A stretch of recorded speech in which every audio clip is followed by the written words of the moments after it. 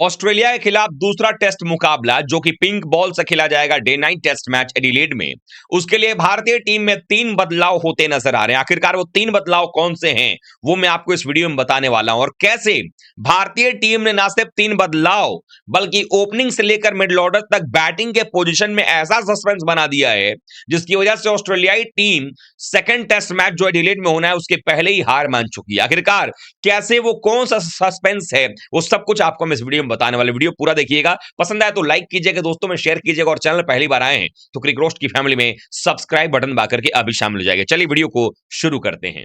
आप सब जानते हैं कि भारतीय टीम पहला टेस्ट मुकाबला जीत चुकी है, दूसरा टेस्ट मुकाबले की तैयारी है।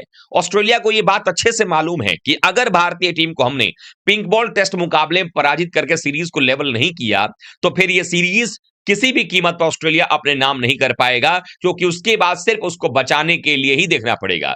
पहले दोनों टेस्ट मुकाबले अगर भारतीय टीम जीत जाती है, खास करके पर्थ में जो घमंड तोड़ा हमने, उसके बाद ये जो पिंक बॉल टेस्ट मैच का हुआ ऑस्ट्रेलिया क्रिएट करती है एडिलेड में, अगर ये टेस्ट मैच भी हम जीत जाते हैं तो भारत को सीरीज जीतने के लिए अगले 3 टेस्ट मैच में सिर्फ 1 मैच जीतना होगा। लेकिन हालात इतने पस्त हो चुके होंगे ऑस्ट्रेलिया के, क्योंकि ऑस्ट्रेलिया फिर कम करना उनके लिए मुश्किल ही नहीं, नामुमकिन हो जाएगा। और अगला जो टेस्ट मुकाबला होगा वो खेला जाएगा ब्रिस्बेन के गाबा के मैदान पर, जहां पिछले दौरे पर हमने उनका घमंड तोड़ा था।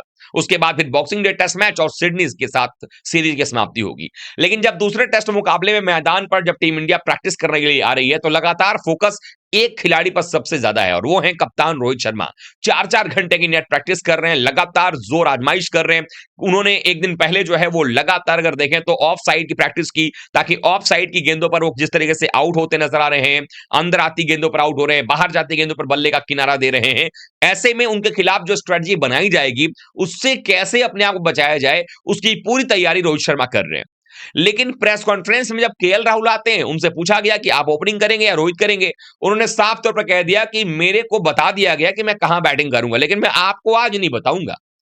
ये बताना होगा तो कप्तान रोहित शर्मा आएंगे प्रेस कॉन्फ्रेंस करने मैच से एक दिन पहले, वो बता देंगे, या फिर आपको टेस्ट मैच के पहले दिन पता चल जाएगा कि मैं ओपनिंग करूंगा या रोहित ओपनिंग करें। मतलब कि पूरे तरीके से सस्पेंस बना करके रखा जा रहा है कि ऑस्ट्रेलिया ओपनिंग में जायसवाल के लिए तो रणनीति बनाएगा, लेकिन उनके साथ ओपनिंग कौन करेगा इसकी रणनीति तैयार ही नहीं हो पाए। यानी कि भारतीय टीम ने माइंड गेम भी खेलना शुरू कर दिया इस मामले में, ताकि पता भी ना चले क्या होगा।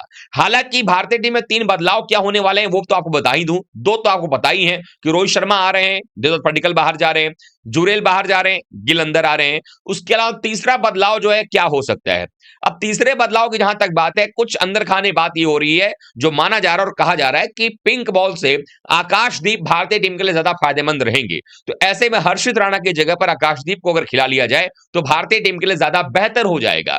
अब देखना यह होगा कि यह बदलाव होता है या नहीं होता है। अब ये 3 बदलाव अगर होते हैं तो उसके अलावा आप समझिए कि पिछले मैच के 8 खिलाड़ी जो आपको खेलते नजर आएंगे, 3 खिलाड़ी नए आएंगे। अब इन बदलावों के साथ जाकर के चैलेंज ये होगा कि भारत को फिर से वही परफॉर्मेंस दोहराना होगा जो हमने पर्थ में किया है। अब ऐसे में सवाल यह आ रहा है कि क्या बैटिंग पोजीशन में बदलाव होगा, क्योंकि बैटिंग पोजीशन की अगर हम बात करें तो वहां पर सवाल यह है कि अगर ओपनिंग करते हुए रोहित शर्मा नजर नहीं आते हैं तो फिर वो कहां बैटिंग करेंगे। जो हमारे पास जानकारी है उसके मुताबिक केएल राहुल ही ओपनिंग करेंगे, क्योंकि केएल राहुल को न्यूजीलैंड सीरीज में कह दिया गया था कि आपको ऑस्ट्रेलिया दौरे पर ओपनिंग करनी पड़ सकती है, और हो सकता है पूरे सीरीज में आप करें। जिस तरीके से पहले टेस्ट मैच में रोहित शर्मा के एब्सेंस में केएल ने ओपनिंग किया, उससे एक बात स्पष्ट हो गया है कि केएल राहुल की ओपनिंग पर कोई ज्यादा सवाल नहीं नजर आ रहा है। केएल और यहां पर जायसवाल ओपनिंग करेंगे, लेकिन ऑस्ट्रेलिया इस बात के गेसिंग वर्क में है कि क्या केएल जब ओपनर थे और जब रोहित आए हैं, चूंकि रोहित लगातार ओपनिंग कर रहे हैं पिछले कुछ सालों से, तो रोहित ही तो ओपनिंग नहीं करेंगे। इस सवाल का जवाब आपको पहले दिन मिल जाएगा। लेकिन अगर केएल राहुल ओपनिंग कर रहे हैं तो फिर दूसरा सवाल यह बन के आ रहा है कि रोहित कहां बैटिंग करेंगे। क्या वो नंबर 3 खेलेंगे या नंबर 5 खेलेंगे या नंबर 6 खेलेंगे? ऐसे में अगर रोहित शर्मा मान लिया जाए कि अगर वो ओपनिंग नहीं करते तो हो सकता है कि शुभमन गिल के साथ भी कोई छेड़छाड़ ना किया जाए, शुभमन गिल नंबर 3 खेलें, 4 पर विराट कोहली खेलें। अब बात आती है कि 5 नंबर पर तो पंत भी बैटिंग करते हैं, तो फिर पंत के साथ ऐसा क्यों किया जाएगा? एक्चुअली अब यहां पर टीम मैनेजमेंट की जो समझ आ रही है वो ये है कि जब भारतीय टीम यहां पर खेलेगी एडिलेड में, तो जब भी बैटिंग करने के लिए आएगी, संभावना ये भी बन सकती है कि अगर वहां पर नई गेंद रहती है, भारत का अगर तीसरा विकेट गिरता है और गेंद ऐसी रहती है कि अभी भी जो है वो गेंद सीम स्विंग कर रही है, तो रोहित शर्मा बैटिंग करने के लिए आएंगे नंबर 5 पे। अगर रात का समय है तो भी बैटिंग करने के लिए रोहित शर्मा आएंगे। हो सकता है कि अगर तेज गेंदबाजी आक्रमण लगातार चल रहा है तो रोहित शर्मा बैटिंग करने के लिए आएंगे। लेकिन अगर गेंद थोड़ी पुरानी हो गई है, दिन का वक्त है और नेथन लायन अगर ऑपरेट कर रहे हैं, तो हो सकता है नंबर 5 पर ऋषभ पंत बैटिंग करने के लिए आ जाएं और रोहित शर्मा अपने आप को नंबर 6 पर ले जाएं। क्योंकि मैनेजमेंट जिस तरीके से बात कर रही है, जिस तरह मैनेजमेंट जो है अपने आप में डिस्कशन कर रहा होगा इस मैच को लेकर, सबको पता है कि इससे बेहतर मौका नहीं मिलेगा। आपने सीरीज में एक्शन की बढ़त बनाई है, तो हो सकता है कि मैनेजमेंट ये भी डिसाइड कर रहा हो कि हम स्ट्रेटजी को रिवील तो नहीं करेंगे, लेकिन हम इस तरीके से काम करेंगे ताकि फ्लेक्सिबिलिटी बनी रहे।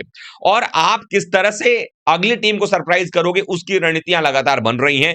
तो भारतीय टीम हो सकता है केएल और जायसवाल के साथ ओपनिंग करने के लिए जाए। 3 परिवर्तन में हो सकता है कि राणा की जगह पर आकाशदीप टीम में आ जाए और बैटिंग पोजीशन को फ्लेक्सिबल रखा जाए कि नंबर 5 पर कोई भी बैटिंग कर सकता है। हो सकता है रोहित आ जाए, हो सकता है कि आपके ऋषभ पंत बैटिंग कर जाए, क्योंकि टीम की प्रायोरिटी यह है कि यहां पर सीरीज जीतने के लिए किसी भी हाल में यह मैच जीतना पड़ेगा। और आपको और हम सबको पता है इस बात को कि अगर एडिलेड में पिंक बॉल टेस्ट मैच हमने जीत लिया, तो 2 बैक टू बैक मैच जीतने के बाद, और शायद ये ऑस्ट्रेलिया में पहली बार हमारा होगा कि हमने 2 बैक टू बैक मैचेस बिना ड्रॉ किए, बीच में बिना कोई गैप के हमने जीता हो। क्योंकि पिछले दौरे पर भी अगर आप देखें तो हमने 2 बैक टू बैक मैचेस जीते थे, लेकिन बीच में एक मैच ड्रॉ हमने किया था। यहां पर ड्रॉ की संभावना, गुंजाइश बहुत कम है। तो भारत अगर ये भी मैच जीतता है तो ये बहुत रेयर जो है फीट होगा, जहां पर हम देखेंगे हम लगातार दोनों मैच जीतकर सीरीज में 2-0 की बढ़त बना चुके हैं 3 मैच के रहते हुए। तो उसके लिए टीम इंडिया पूरी तरह से तैयार है। आप लोग बताएं, आप क्या सोचते हैं? क्या आपको लगता है कि भारतीय टीम को बैटिंग ऑर्डर में पोजीशन चेंज करना चाहिए, और जो ऋषभ और रोहित में जो स्विच करने की बात हो रही है, क्या वो करना चाहिए? और आपकी नजर में क्या हर्षित राणा को खिलाना चाहिए या आकाशदीप को टीम में लेकर के आना चाहिए? कमेंट करके बताइएगा। वीडियो को लाइक कीजिएगा, शेयर कीजिएगा, चैनल पहली बार आए तो सब्सक्राइब कर लीजिएगा। मिलता है एक बार फिर से, तब तक लास्ट वीडियो का बहुत बहुत धन्यवाद। थैंक यू सो मच दोस्तों।